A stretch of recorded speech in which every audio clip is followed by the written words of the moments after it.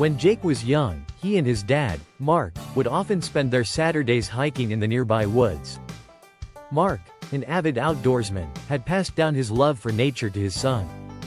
Every time they went on a hike, Mark would remind Jake, "The world is big, but it's your heart that will guide you the most." As Jake grew older, life pulled him in different directions. College, friends, and a budding career took priority, and the hikes became less frequent. But every time Jake found himself overwhelmed by the pressures of adulthood, he would think back to those Saturdays spent with his dad, the lessons they shared, and the peace of the woods.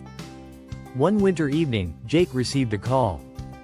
Mark had been diagnosed with a terminal illness. He'd been given a short time to live. Jake, heartbroken, rushed back home, unsure how to navigate the overwhelming emotions that flooded his heart. He didn't know how to say goodbye to the man who had shaped him into who he was.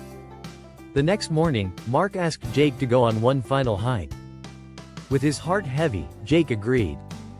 As they walked along the familiar trails, Mark took Jake's hand. "I want you to remember what I told you all those years ago," Mark said, his voice weak but steady. "The world will challenge you. It will test your limits, but if you trust your heart, you will find your way." Jake fought back tears, feeling the weight of his father's words. This was the last hike they would share, and yet, his father's presence felt stronger than ever. They reached the top of the hill, and Mark pointed to the vast horizon. "This is where it all comes together," he said. "When I'm gone, I want you to keep going. Keep hiking. Keep living. You carry my love with you always." Years passed after that day, but Jake never forgot his dad's words. In every challenge, in every triumph, he could feel his dad's love guiding him forward, like a gentle hand on his back.